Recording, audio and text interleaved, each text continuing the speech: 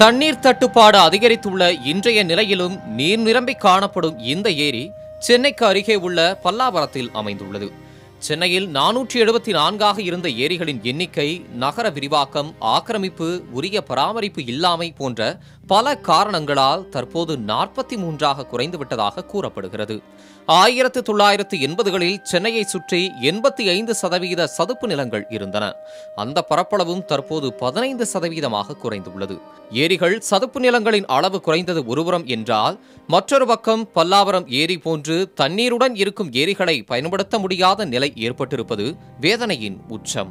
தண்ணி முதல்ல நல்லா இருந்தது. இப்போ இந்த கம்பெனிலாம் நிறைய ஏரியாவில் நிறைய இருக்குது. அந்த நால்கனின்ற ஒரு பையில் கம்பெனிலாம் நிறைய இருக்கிறதுனால தோல் தண்ணிலாம் கழிவு நீர் நிறைய கலக்குது. தண்ணி நல்லா இருந்தது. ஆனால் இப்போ இந்த தண்ணி யூஸ் பண்ண முடியாது.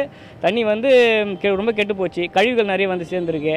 இன்றைக்கி காலகட்டத்தில் நாங்கள் மீன் பிடிச்சா நாங்களே சாப்பிட்றது கிடையாது. அவ்வளோ கெமிக்கல் தண்ணி எல்லாமே இது பண்ணுது. இதுக்கு அரசாங்கமோ யாருமே எந்த அதிகாரமும் ஒரு நடவடிக்கையும் எடுக்கல, எதுவும் பண்ணல. இதுவும் பார்த்துங்க, இந்த இடத்துல கூட நீங்கள் கேமரா பிடிங்க, ஒவ்வொரு இடத்துல குப்பை இருந்தால் கொட்டுறது. நகராட்சிங்களே குப்பையை கொட்டுறாங்க. யாருமே எந்த ஒரு ஸ்டெப்புமே இதுக்காக எடுக்கவே மாட்டுறாங்க.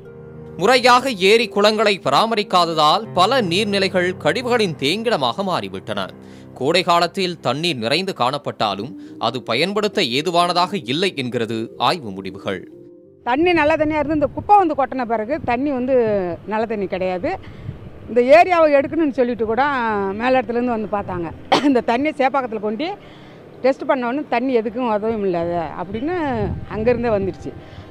அதனால் இந்த கோழி குடல், எங்கெங்கே இருக்கிற கழிவு நீர் எல்லாமே இங்கே கொண்டாந்து கொட்டுறதுனால எங்களுக்கு நோய் தான் ரொம்ப அதிகரிக்குதுங்க.